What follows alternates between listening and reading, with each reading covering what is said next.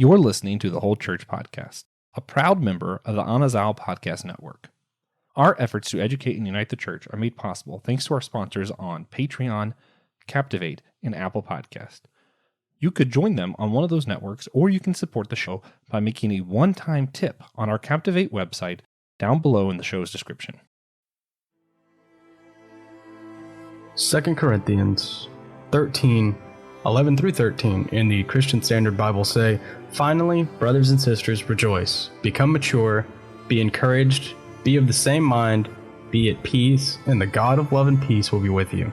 Greet one another with a holy kiss. All the saints send you greetings. The grace of the Lord Jesus Christ and the love of God and the fellowship of the Holy Spirit be with you all."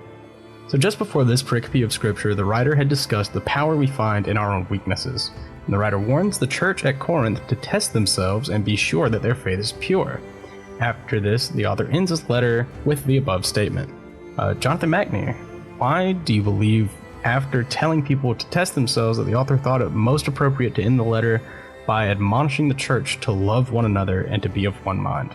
Yeah, great question. I'm not sure I have an amazing answer for this, but I think the basic reason why you do that is testing each other and testing yourself is quite stressing and has a lot of potential to have impact on your community and cause fractures where fractures aren't necessary.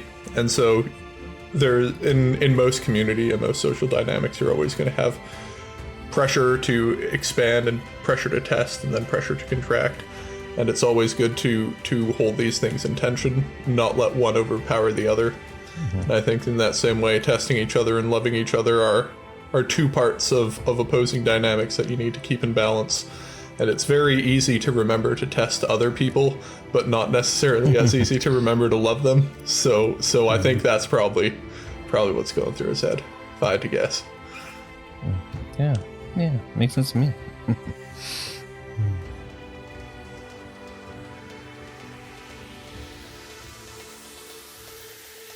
Hey everybody, welcome to the Whole Church Podcast, possibly your favorite church unity podcast. If not though, that's cool. We don't hold a grudge because that'd be kind of counterintuitive a little bit.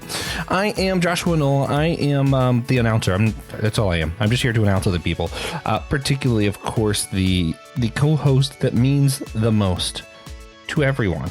Yeah, even if you're first time listening and you don't know who I'm talking about, he means more to you than anyone else. The one and only TJ Tiberius Blackwell. How's it going, TJ? Good. Yeah. And of course, also here with I'm a great guest. I'm really actually quite excited for this topic. Today we're going to be talking with Jonathan Machnee. I think I pronounced that correct. Is that right? You did. Yeah, sweet. You got it right first time. Nice. Sweet. He is an Anglican researcher working to collect data from people on the spectrum and how the church can best be equipped to better include those on the spectrum with what we're doing in our churches. So excited to get into this. It's kind of fun. Surprised we haven't covered this yet, actually. But a little bit of diversity, unity stuff. It's going to be a fun talk, very whole churchy. Yeah. Mm-hmm. Yeah, that's the vibe we like to have on the show. Whole churchy. Whole churchy. Mm-hmm. Yeah. Yeah. So if you're listening here, you might want to check out the Anazal Podcast Network website. The link is below for shows like ours and shows that aren't like ours that we like to like. And if you're already listening, if you're on the YouTube channel, hit like and subscribe, please. Yeah. Yeah. Yeah. Sometimes time's running out. Say that. What do you mean time running out? They have limited time to like and subscribe on YouTube? Yeah, everyone does. Well, I mean, I guess that's, technically true. All right. And with that, you guys know, I love starting our show off with a holy sacrament of unity, because you can't be in disagreement when you're as silly as I like to be. Yes, of course, as always, we are starting our conversation off with a silly question. And today's, what might be the most inconvenient thing about being a ghost? I really want to hear TJ's answer first, actually. Yeah. It's got to be intangibility. If you're not like a poltergeist specifically, not being able to pick stuff up, that's got to suck. Just like in general. Yeah. I feel like this might just show that I have a unhealthy relationship with food, but I'm thinking like just the inability to eat things, because like I like a good meal. I like culinary arts, all that kind of stuff. Wouldn't be able to experience it. And more importantly, if I'm just thinking about inconvenience, when I get bored, I just like to munch things. It would be so inconvenient if I just couldn't munch. I'm just existing. I can't even take a nap. I'm just there.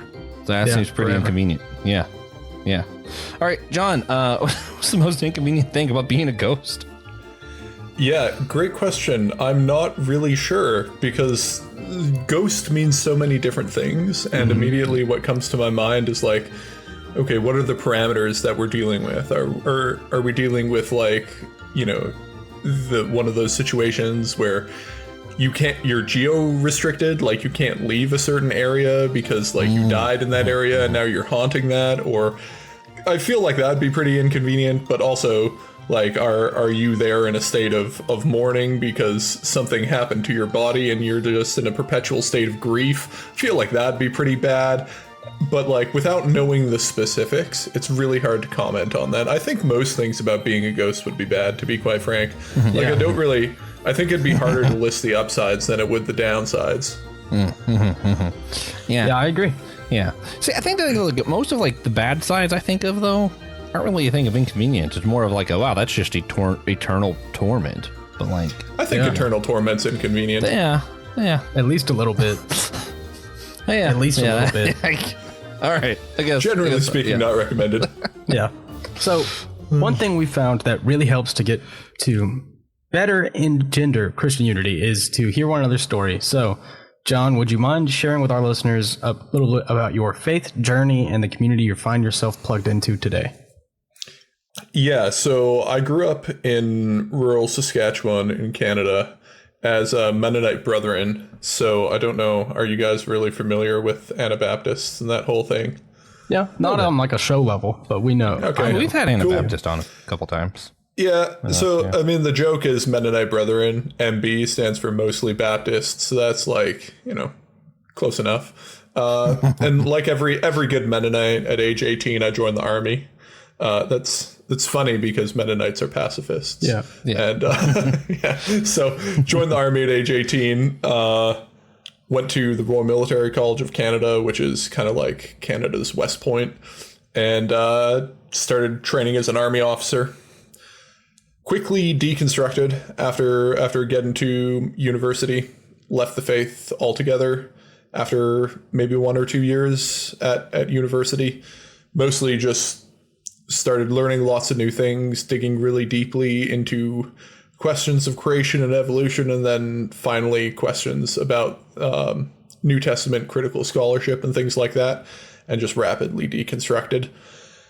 And yeah, then I still just found religion very interesting, and I happened to meet at one point a whole group of other people who were also at that time, it was called Asperger syndrome. We were all diagnosed with Asperger's. We met each other and we all had deconverted. And I thought, that's kind of weird. How did that happen? And so I talked to them and we all started realizing most of us had the same deconversion story. Most of us went through the same path. And so I just started thinking, that's kind of weird.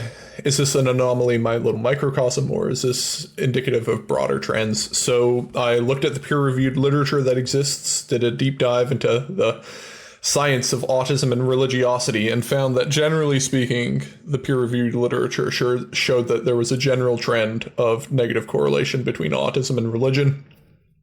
Meaning if you have autism, you're less likely to be religious. And I thought, okay, cool, but why? And I found all the why answers they were giving did not accord with my intuitions and didn't seem to be right. Like the suggestions were things about like autistic mentalizing capacity or theory of mind ability and how that would translate to your ability to relate to a personal God and things like that. And it was like, well, this wasn't really my issue. And so I thought, you know what, I'm going to discover the answer myself.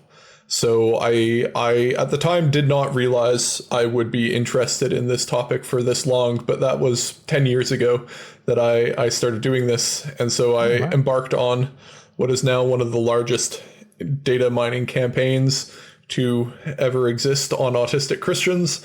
And then I started doing interviews with autistic Christians and ex-Christians, and I've done over 500 interviews with them. And anyway, so I was an atheist for most of that time. And then I left the military. And after I left the military, I had a lot of thinking to do about my time in the military.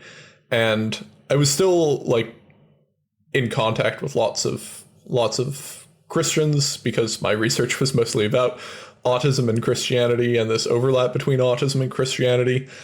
And I just slowly found myself coming back to Christianity through a whole variety of methods. I spent probably 3 hours trying to explain that on my podcast if you want the full long story. But the short story is I left the military, started to think about the context of all the things I was doing in the military and Christianity, and sort of had a change of heart and converted back to Christianity. At the time, I was going to Anglican churches as an atheist, mostly because I just liked the liturgy. So I thought, I'll just keep going to an Anglican church, and that's basically how I ended up where I am. That's kind of funny. Yeah, I went through a period where I really looked at Catholicism and Orthodoxy and other forms of Protestantism, but eventually I just ended up also being more intellectually convinced by the Anglican case and the sort of holistic Anglican tradition as the one that I would best fit into. And so, by sheer coincidence of having gone to an Anglican church, it turned out I found the church I would eventually end up in, and yeah, that's how I came. For the full story, you go to Christianity on the Spectrum, listen to that. Yep. That's the short version, though. Cool. Yeah, man. So it's cool. So, go ahead. I'll say you talk about data mining a little bit in your story, and I'm curious. I think a lot of people kind of know what data mining is. Maybe not everyone, but as far as like thinking of like autism and Christianity, how do you explain that to just, I don't know, average, ordinary, whoever, whether they're part of the church or not? If they're like asking you what you do, do you have to do much explaining, or do most people kind of get where you're coming from just from the beginning? Most people hear data mining and they assume it's some sort of bulk data collection, which is, close enough. I like to think it's a little more sophisticated than that. But essentially, I built a whole bunch of tools, building off of a whole bunch of other tools to scrape social media for people who were calling themselves autistic or identifying themselves as autistic in their bio, or involved in autism-specific forums and autism-specific groups, or in contact with those, and then basically just pulling all their posts that they had publicly available and reading through them. That's basically what data mining is.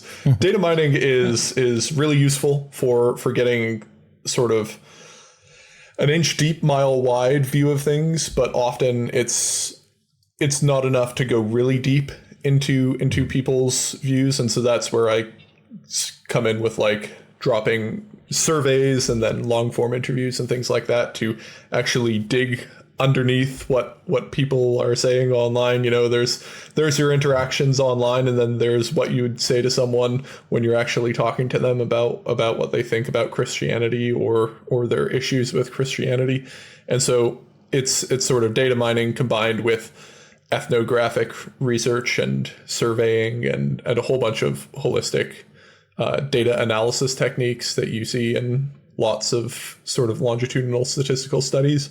And yeah, so that's sort of what it is. It's my background's military intelligence, and so I often joke that I used my skills from a past life to answer questions that interest me, and the questions that interest me specifically are questions about autism and Christianity, mostly because I am autistic. So I should also specify, when I say autism, I'm talking about what's now called ASD1. So autism, if you look in the DSM, it's called autism spectrum disorder. So the DSM is like the big book of psychiatric disorders that people diagnose other people with. And within the DSM, there's autism spectrum disorder, and autism spectrum disorder has 3 levels to it. It is ASD 1, 2, and 3. So ASD 1 is where I am, and it's where the vast majority of the people that I research are. So I say Christianity and autism. It's really Christianity and ASD 1 that I study. But particularly, so there used to be 3 diagnoses. So high functioning autism, Asperger syndrome, and PDD-NOS, which is pervasive development disorder not otherwise specified. And so you take those 3 diagnoses, and now they're all labeled under one, which is ASD1. And so, yeah, it's just something that I find really fascinating. And so I read research papers, I keep up to date with all that, and then I just lurk on the internet and listen to what autistic Christians are saying and ex-Christians, and figuring out what that means about Christianity and about autism and how those things interact. That's basically all I do. Yeah, that's super interesting. Do you feel like that's a thing where you might reach an endpoint eventually, where you're like, okay, I figured it out, or is it just kind of? No, unfortunately, it's one of those perpetual changing things, because Christianity is a perpetual changing thing, and autism is also a perpetual changing thing, and the way that we think about autism has wildly shifted. So when I got diagnosed in 2009, it was sort of like I don't know, no one knew what it was. If you said you were autistic, the only real touch point for that was probably like people with profound autism or like a significant intellectual disability that you'd think about them. However, nowadays, people have a much better understanding of what autism is, but then that adds in additional complications and there are a whole lot of things. So I think this is sort of going to be a ever shifting target and moving target that really never ends. So I say I'm going to do this until I get bored, and that doesn't seem like it's on the horizon anytime soon. Yeah. See, at least you do have an end point. You're going to stop when you get bored. Yeah. Us, we have a goal. It's just constantly moving. Yeah. So when the entire church is in complete unison, we'll stop. Yeah. Well, then we'll just turn it to a celebratory podcast, probably, actually. Yeah. Do a full season of just celebrations. And it'll be just as long as this season. Yeah, which is so far 6 years. So there is one thing that we like to do to help our audience and us to get to know you better, and we call that our speed round segment. So we're going to ask you a series of questions about what you believe and ask that you try to answer them all in a single sentence, or you can skip them. And we're not allowed to ask you any follow-up questions at all. Are you ready? Can you handle it? Yep. All right, perfect. Let's do it. So, who or what is God? The triune God as specified by the Nicene Creed. What is salvation? Salvation is deliverance from sin. What is the significance of baptism and the Eucharist? These are sacraments. What authority does Scripture have? Lots. What authority does tradition have? Also lots, but in a different way from Scripture. Do you believe in a continuation of the gifts of the Spirit? That really depends on what you mean. Generally, I find myself being quite skeptical. However, I'm open to be corrected. All right. Can God change? Depends what you mean by change. What do you love about the Bible? I find it interesting. What do you love about the church? Good question. Which, if any, of the 7 sacraments do you follow? Baptism, Eucharists, confirmation, penance, anointing of the sick, marriage, and holy orders. Cool. All right, Nice. cool. Great job. Yeah, that's it. That's the speed round. That was one of the speediest speed rounds. Yeah, a lot of people overthink it. We just need the answer. Yeah, I mean, I Even figured if it's I don't know, that's a correct answer. You said short answer, single sentences. Yeah, you nailed it. You nailed Yeah, it. that's perfect. Perfect understanding of the task. Yeah. Yes. Yeah, I love The when people thing, just the thing get- with autistic people is we tend to hyper literally interpret what other people say. Yeah, And, thank God. Yeah. Just need more I've people. got a bit of that in me. Speed round. Speed. Exactly. There we go. Exactly. Yeah. All right. So one thing we really like to talk about on our show is kind of the work of the Spirit in unity amongst diversity. So like how the Holy Spirit is working all of us towards unity, even with our diversities of, thoughts, neurodiversity, biodiversity, all that kind of stuff. How the Spirit's just kind of working in that. I was curious, what do you think your work, collecting data and stuff, could do to help the church concerning how we better include those who are on the spectrum, or maybe others who are just neurodivergent in some way? Yeah, so the biggest thing right now, at least at this point, is most people have no idea what autism is, have no idea how it manifests, have no idea how it interacts with Christianity. And as the saying goes, knowing's half the battle. And I mean, I may be biased because my background is sort of military intelligence side of things. But yes, and so I tend to think having clear and accurate pictures of the battle space is essential in order to be able to conduct any sort of operation. And so this is sort of within that wheelhouse. Most people don't even know what they don't know about autism. They'll maybe have some ideas about what it might be from a documentary or from watching Rain Man or The Big Bang Theory and being like, oh, it's Sheldon Cooper. And that's sort of the limit of their experience with autism. Or they'll know a family who has an autistic child, and that's basically the limit and the extent of what they know.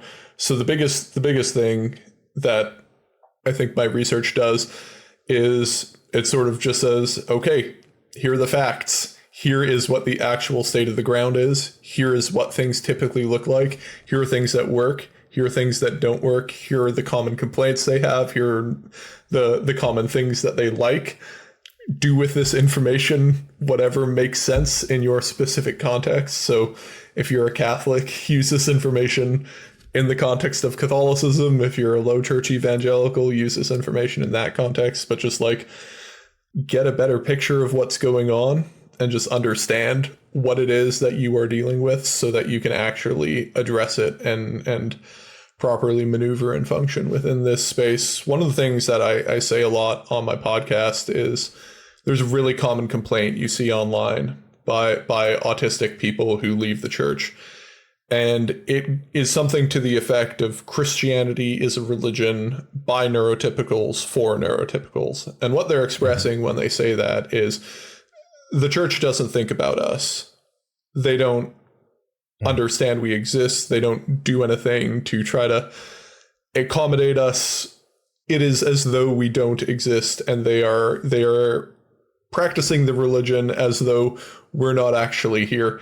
And it makes sense. Like, I understand what they're saying. However, I really don't think that needs to be the case. However, the first step to making that not the case is to just know that these people exist and there are like problems and what those problems are and how those problems can be alleviated. So as far as my work and research goes, it's just that it's giving people clear and accurate information pictures about the space by the sheer power of data science, which is a big thing. And like I'm pretty sure last year, a couple years ago, Christianity Today like really started like trying to get information like that out, not about autistic people specifically. Yeah, which could be helpful. But I mean, it's something we've learned on our show too, and just like talking to people, where like we'll do an interview with like early on when we first interviewed like some Catholic priests. We had so many people come to us who were like, we didn't think Catholics prayed to Jesus at all. We thought they just prayed to like Mary. And we're like, no, they like Jesus too. Yeah. It's just like, wow, there's so much misunderstanding. First step to anything, just like, hey, let's actually understand what is, autism, what is church unity, what do people believe, what are they feeling, what is their life experience, all that stuff. Like if we don't have that knowledge up front, we can't even take any steps at all. Just walking blind. Yeah. Yeah, no, exactly. And another thing I always say is like learning more about something will never hurt you. I mean, maybe there are cases in which it will, like, I don't know. But generally speaking, learning more, the worst case scenario is you just waste a bunch of your time. That's sort of the worst thing that can happen. But the best thing that can happen is you can really learn to think about things in a way that is a lot more helpful. And like even if like this work is helpful for people specifically who have ASD1. It's also useful for sort of everyone, because there are lots of things that you would do for a church that might help people with autism, but also might help people who don't have autism, who would just prefer ways of doing Christianity that are more aligned with us. I know a lot of people who aren't autistic, who have autistic family and friends, who've listened to the podcast and thought, actually, this way of doing Christianity that you've talked about might actually work better for me as well. And so it isn't just for us, but there's lots to be learned. Could you give us an example of like what would it look like to do church or have a church activity that's more functioned for those who are, more neurodivergent as opposed to neurotypical? Like what would that difference look like practically? So there's a phrase that I use called "no silver bullets." Basically, there's no one size fits all solution to this, and autism is a really heterogeneous and broad category that encapsulates a whole bunch of different types of people. And so you have autistic people who are like me, and in just still within that ASD1 bracket, you will have people who are very, very different from me, and the types of church that work for me don't work for the other people. But generally speaking, the ways that autistic Christians tend to practice their faith tend to de-emphasize a lot of the relational components of Christianity that we often think is core and essential, mostly because forms of autistic cognition don't always prioritize thinking about relationships in the way that most people think about relationships. Yeah. And I feel like it's like most people don't understand how common ASD1 really is. Yeah. It's like one in 3, or sorry, it's 1 in 33 people, not 1 in 3. That'd be wild. But it's like around 1 in 33 people are on the autism spectrum, but the majority of those, like 80%, are going to be some form of ASD1 or ASD2, which have a lot of overlap in them. Yeah. So do you believe it would be harder for the church to reach people on the spectrum who are outside of our church communities, or to better engage and include people who already are inside? Yeah, so this is like a constant, persistent challenge for churches to be able to reach and communicate to people like us. Like, one of the things I'm constantly pointing out is that most of the evangelism materials that we have, most of the ideas that we push forward as this is what Christianity is, are often deeply counterintuitive to autistic people in ways that a lot of us don't realize. So one good example of this is teleological reasoning. So autistic people tend to have significantly diminished amounts of teleological reasoning. And so teleological reasoning is reasoning in terms of meaning and purpose and attributing meaning to events that happen within your life. Autistic people just aren't likely to do that, or are significantly less likely to attribute meaning to events than other people. But you look at ministry tools like Alpha or things like that, and it's all about attributing meaning to events in your life and, seeing God in places. And a lot of autistic people are just genuinely confused by that type of language and don't really understand what people are trying to say. Another big thing that comes up a lot is people will say, you can have a personal relationship with Jesus. And you're saying personal relationship to Jesus to someone who, like, under the diagnostic category of autism has a label that is like persistent deficits in social communication, relationships, and social emotional reciprocity. Like, to be autistic is to fall under that category. And it's like, I'm married. I don't even, like, I often joke, I don't know if I have a personal relationship with my wife. Like, how am I supposed to have one with Jesus? Yeah. This doesn't really make sense to me. However, there are all sorts of ways of practicing Christianity in ways that don't really need to consider a sort of emotional connection or experience. There are ways of doing and practicing Christianity that don't need to involve these types of mechanisms that work really well for other people, but for a portion of us whose brains are sort of radically different from other people's in the way that we process these things, these types of thinking just sort of don't penetrate to us. It's like, asking someone to describe a color that they've never seen. Oftentimes I often describe myself as doing that. Like I'll read Christian books and I'll be like, I know these are all English words and I know they're all put together in a sentence and I know these sentences are coherent, but I have no idea what they're trying to say here. Yeah, like, I have no clue what that says.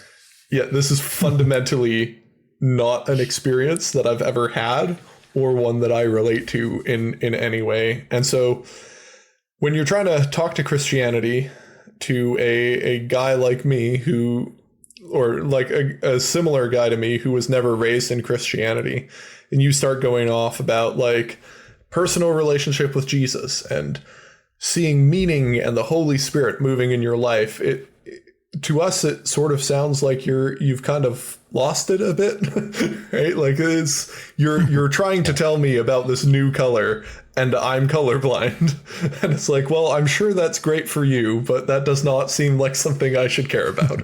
Yeah.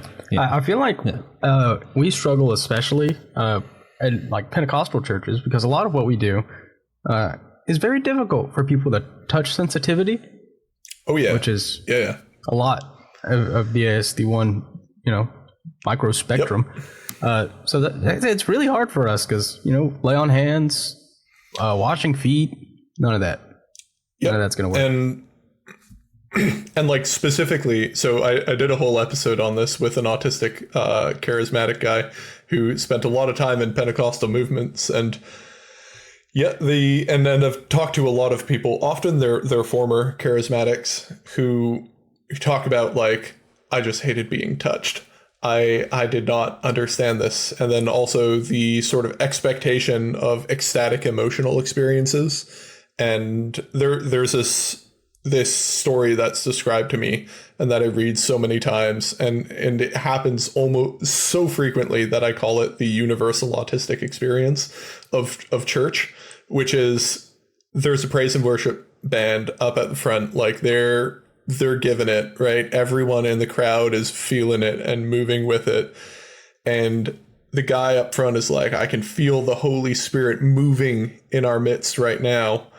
And you as the autistic person are standing in the congregation like, what is going on? What is wrong with everyone else here? Completely disconnected, completely isolated from everyone and everything else, not being able to relate, not being able to understand, and not being emotionally moved by these things. And you have to think, okay, is there something wrong with me or is there something wrong with everyone else? And whichever thing you try to answer, it's bad, right? Like it's not a particularly good thing to say, oh, actually there's something like deeply broken inside of me, or actually everyone else has something wrong with them and this isn't real, it's all hallucination or whatever, which is just the thing I frequently hear. But there's a secret third option, which is the experience of Christianity is still open and available to you, but perhaps not by these means because of some quirk of the way that your brain is built to process and analyze information. And so that's that. But yeah, there are all sorts of issues like that. Yeah, and thank God there are like high liturgical churches as options for people who don't necessarily want to leave the faith, because I get it. Yeah. Mm-hmm. And so I've demonstrated and analyzed this phenomena that I call high church drift, which is you can express it in terms of mathematical probability that after the age of 22, as an autistic person gets older, the probability that they will end up in a high church tradition, if they don't leave Christianity, significantly increases as the years go on. And so most of us do end up in high church liturgical traditions. Not all of us, of course. There's still bunches of us in lower church traditions, but generally speaking, the trend is migration to high church for a lot of those reasons. Yeah. So, a lot of times when we talk to people of different cultural backgrounds, especially if we get in like ethnicity, like we'll have people be like, oh yeah, one good thing would be for church unity would be like, just play more music from different traditions, that kind of thing. Like there's a lot of focus on music. I feel like that probably doesn't correlate as much when we get into these more, analytical kind of focus stuff. Is liturgy the version of that for, people on the spectrum? Like we need more liturgy in our services. We need more liturgy and sacraments is the thing that comes up a lot. Is when it comes to these things, the more liturgical things, more structure and more like physical, tangible things that you can touch and feel. Instead of relying on like internal emotive experiences, you can rely on the physical, tangible experiences of the bread and the wine, of God's literal presence there. The thing a lot of autistic people will say when I ask them questions like, where do you see or find God? They will say in the Eucharist. It's, is that because they've migrated to a high church tradition and that's the way that they've started to filter the way that they understand these things through? Like, is this a post hoc rationalization or is this something else? I don't know. It's probably a little bit of both, but the sort of God is something tangible that you can touch, feel, and see. And that you don't need to be in a certain emotive state. You don't need to conjure up any certain emotions in order to meet him. You don't need to think like other people to meet him. You can simply meet him because he said he would be there. Is something that a lot of autistic people find very useful or meaningful. So yeah, I would say that's probably the cross-cultural meeting point that for us. Yeah, interesting. I'm going to ask you to speculate, so you can just tell me to shove it if you want. Sure. But I am a little curious, as a lot of the church and stuff that I grew up in, a lot of people, it feels like it's easier for them to think of God as like transcendent, look up when they pray, that kind of thing. And it's harder when you start focusing on this whole idea of like, hey, actually God's in everything. God's around us. You talk about like this focus on like touch and feel. Would you think that maybe like more people on the spectrum would have an easier time with the concept of like God being in all things compared to maybe more neurotypical people? So not from what I've been able to find. Okay. The understanding and conceptualization of God in autistic people is sort of wild and all over the place. But generally speaking, the sort of joke that gets thrown around a lot is, it's the common phrase that you hear. It's not a religion, it's a relationship. A lot of autistic people invert that and say it's not a relationship, it's a religion. And there's also like a joke that I recorded. One of the guys saying, he's like, actually, I prefer my abstract impersonal relationship with God, where and there also tends to be a lot more like sensory skepticism about these types of things. And generally speaking, I find autistic people to be quite skeptical of things that they cannot immediately physically feel, see, and touch. But it's when they say they're encountering God, or where they say they encounter God, it's in the physical signs of the sacraments, and like a lot of them are very so I follow lots of different accounts, especially autistic women. If you look at autistic women and how they post, very heavy Eucharist center in their sort of conceptualization of meeting God in a way that you don't really find that same emphasis in people of their same demographics and denominations. All right. So like you have to read them all physically, right? You've just read thousands and thousands of tweets and blog posts and that sort of thing. Oh, is it back? Cool. So I have read thousands. Yeah, so I've basically just read a lot of tweets and blogs and posts and comment sections and forums, and a lot of that with the advent of LLMs and like AI and things like that, I've been able to, like, I'm a computer engineer. I work a lot with these things professionally, and so I have been able to build machine learning algorithms to help me better sort and classify these posts and I already did a lot of sorting, classifying, and tagging, and so, I can drop these into buckets and then pick things from the buckets and read them. But yeah, it's basically just a lot of reading and summarizing data from a wide variety of different sources. And so I try to get a good representation across the political spectrum, across the denominational spectrum, and across the geographical spectrum. I'm limited to English, so I speak English and French, but I'm not good enough at speaking French to be able to do research in French. So I basically just limit it to English, which means it's mostly Canada, the US, UK, and parts of Northern Europe. Yeah, I think it's so crazy. This is not related. That if you're born in Quebec, you're gonna speak French, dude.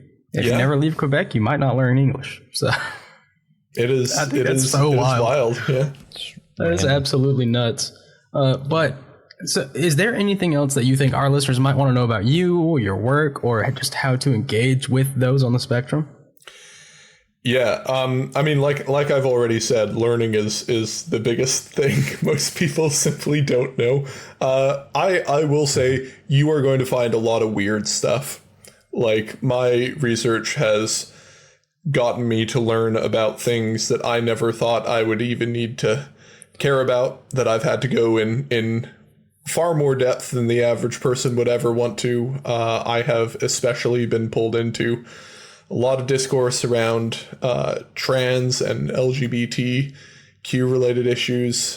For those who aren't aware, autistic people are disproportionately trans and disproportionately LGBTQ and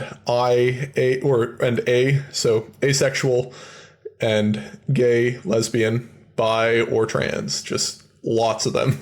A significant portion of our population when compared to the majority of people. And so those are especially hot button issues with the church. And so I have had to become far more fluent in that data and the emerging research than most people ever have had to be. And those things are also very complicated. And I just find the church is very quick to make judgments on things without proper data informed backing behind what they're saying. And so, yeah, I would just say, learn, figure it out. If you're looking for a good place to start, I would recommend my podcast.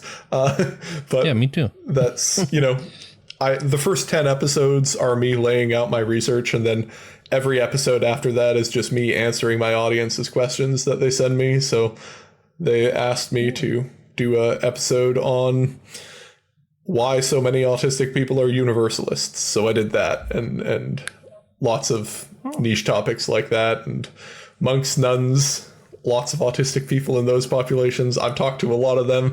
People want to know what's up with them, so I've got an episode on that. But yeah, that's the biggest thing to take away is sort of just understand we're going to be weird, understand we're going to be different, and don't try to force people to fit your expectations of what they should be. Sort of just meet them where they are. Learn about who they are and what they are and how they interact with the world, what works, what doesn't, and then just sort of go from there. Mm-hmm. Just because I'm curious, what's the weirdest thing you've heard someone say or the weirdest thing I've heard someone say? So I have to say, my calibration for what weird is just so wildly out of pace with the vast majority of people, because I attended do you know what VR chat is? Yeah. So there's a VR chat group for autistic furries. Do you know what furries are? Yeah. I can understand where this is going. So they do a Latin Mass Vespers in VR chat. And I attended that. That's crazy. And this is awesome. Yeah, so that's not that rate's probably a 3 on the crazy scale that goes all the way up to 10 of things. So, recently had someone explain to me their conceptuality of cosmology with respect to the Bride of Christ, and they themselves were trans, and they had this idea that actually trans women were much better eschatologically prepared for the reality of becoming the bride of Christ, because they were quite literally becoming it through exogenous hormonal intervention. And they said that, and that didn't even register to me as weird, because I had heard that about 20 other times, and I only hear that from autistic people. And so like that is like a window into the level of things that I'm used to hearing, or like there's a theory about autism, that autism is sort of the extreme of the male brain. It's a very controversial theory within autism research. Like, just be aware of that. But a lot of people have been like, I think this is, and they sort of say it jokingly, but sort of not. They're like, I think this is probably grounds for allowing women's ordination, but only if she has autism. And things like that. Just some of the most insane takes that you've ever heard in Christianity have probably been generated by one of the fine people in my research cohort. You name an insane thing, it has probably been said by one of us. Nice. So what I'm hearing, if nothing else, they will hear some really interesting things. Yeah, if they go listen to your podcast, you will. There are many tidbits of knowledge that you might be unaware of. I mean, that sounds really helpful, because that's not stuff that I think I would just generate sitting by myself thinking like, what could this be like? You know? Yeah. It is a wild ride. That's sort of just skimming the surface of the types of takes I'm used to seeing and reading. Man, I just kind of want to set up a whole church VR chat Latin mass now. See what the turnout would be. Yeah, is it going to be furries too, or you need to. Everyone needs to be in fursonas, though. That's what makes the Latin mass and VR chat the Latin mass and VR chat. Yeah, it is. It's the cheapest way to be a furry. It's on VR chat. They had vestments. They had like digital vestments. That's so funny. Over their digital fursonas. It was, anyway. It's pretty good. Yeah. It was a thing. At least they were serious, you know? Yeah, no, they were very serious, very reverent. They took it very seriously. I sort of just sat there I don't have VR, so I just logged in with my desktop app and just sort of hung out there and participated with them. But yeah, they were an interesting group of people. That's really cool. Yeah. Well, and that's where I think so. I love all the interesting and like unique takes and everything, but that is where I think it's important to stress, like, if people are going to try to talk, and you can either back this up or tell me I'm stupid, but if you're going to be there for more people on the spectrum in your community, to appreciate that they are still being serious about this, like the thing that they were doing with the mask there, that was actually really meaningful and cool, even if you find it really weird and it kind of makes you want to giggle. It's like, okay, but like what they're doing is serious and it's important. You know? I have a joke chart with like an X and a Y axis, and the Y axis is sincerity and irony on each pole, and the other poles are reasonable and unhinged, and in that cross section of sincere and unhinged is what I like to call the autism zone, because that's where you find a lot of us, and very, very serious about it and very earnest about it, but also we tend to have some takes that people might not initially understand. That being said, it is the people who still practice Christianity who are autistic are very sincere in their practice of Christianity, and they are probably some of the most serious Christians that you will meet, some of the most well-read, some of the most theologically literate, and some of the most like intellectualized Christians that you will ever meet in terms of the types of people who know about the differences between, or who know about things like the Council of Chalcedon and what was decided at the Council of Chalcedon is wildly overrepresented in people that I study, or just people who have memorized thousands of Bible verses, people like if the primary method by which autistic people engage with Christianity is intellectualization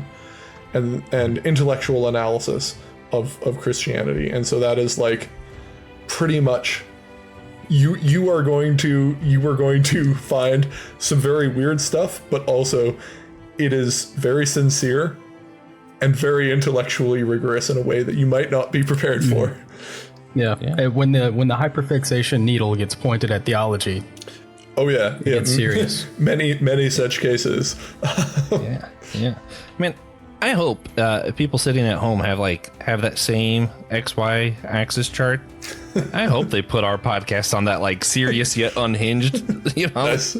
That'd be great. Yeah. Yeah. But so one thing we do like to do near the end of all of our shows is just to ask people if you had a practical action, just something that would help the church better engender unity in our own times. What's something that people could stop and do right now that would better help us have more unity, even with our diversity in the church?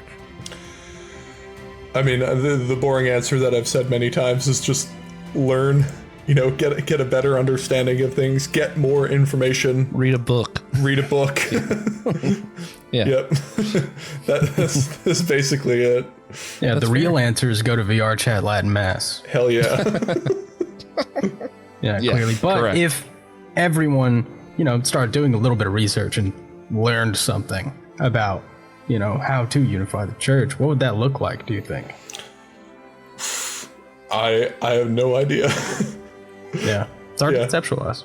Yeah, so I would say know how to win friends and influence people, maybe. Yeah. Good reference. Before we wrap up, we do like to ask everyone to share a moment where they saw God recently. We call it our God moment. And it can be whatever. It can be a blessing, a moment of challenge, worship, anything. I always make Josh go first to give us enough time to think about our most recent God moment. So, Josh, do you have a God moment for us this week? Yeah, I didn't think you were going to let me go first. I had a good friend that came and visited me just yesterday just to watch a movie. And I feel like I haven't seen him in a little bit. So it was kind of cool. Like, oh, man. Yeah, just get to have that presence with friends and enjoy big dinosaurs on screen because dinosaurs cool. Yeah. Yeah, I drove almost 200 miles to watch a movie. Yeah, I had a really good friend do the exact same thing for me just like yesterday. Yeah, that's so odd. It was Man, you. What are the chances? Yeah. It's wild. So, for me, my God moment is probably going to be my sister recently. I'm kind of getting forced to go on vacation. So the other day, my sister texted me a link to an Airbnb for September something. I'm like, what is this? And she's like, we're getting this Airbnb and we're going to a NASCAR race in Tennessee, and I paid for your part. Nice. So you're going. I was like, okay, cool. And, at least she thinks about me. That means a lot because I'm not capable of planning my own vacation. It's not possible. I cannot do it. Yeah. The only plans I make for your vacations are to go to podcast places. Yeah. I don't think you like that as much. Yeah, so that's what happens. It's NASCAR. That is how I get a vacation, is either Josh plans for us to go to a conference or my sister plans for us to go to a NASCAR race. Yeah. Your sister's way cooler than me. It sounds Praise God. like. Yeah. Yeah, usually. That's awesome. Yeah. Yeah, comes part of the family. Yeah. Or so- just not being me. John, do you have a God moment for us this week? And it can be literally anything. Yeah, so I'm gonna just self-report that I'm one of those autistic people who has very low amounts of teleological reasoning and is intensely skeptical and doesn't really attribute events to God. So I will say yes this Sunday when I had the Eucharist. That's a great answer. That is where I had a God moment because he had promised to be there, and I had faith he was when I took it. Yeah, see, the difference between our God moment and yours is that you can prove it. Yeah. You can prove you were right. So, if you like this episode, please consider sharing it with a friend, share with an enemy, share with your cousins. 3 of those options are equal. in sincerity. Get the merch. Check it out. But no. Cousins are more important, though, right?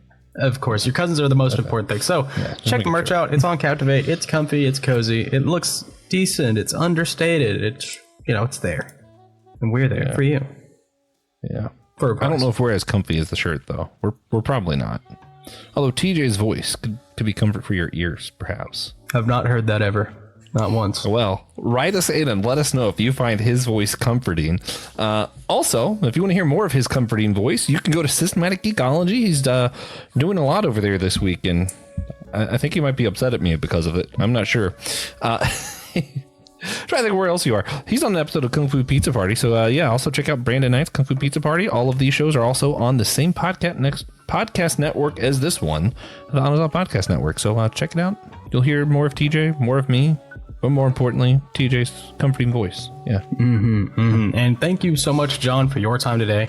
And thank you, audience, for listening to us and John. And we hope you enjoyed it. Next week, we're going to be talking with Dr. Edward Gravely and Dr. Peter Link about their book, Bible 101. Then we're going to have another roundtable discussion. This time it's going to be going over how churches can best disciple people in a time where church members spend more time with news and media than they do in our churches. And that is, I think, the record for the longest title of one of our episodes ever. Then we're going to be speaking with Dr. Jeanette Auk about her contribution to the New Testament in Color, a multi-ethnic Bible commentary. And of course, at the end of season 1, Francis Chan will be on the show. Yeah, he doesn't know though, so someone does have to tell him. Maybe force him. Yeah, we need our people, which is you guys, to reach out. Yeah.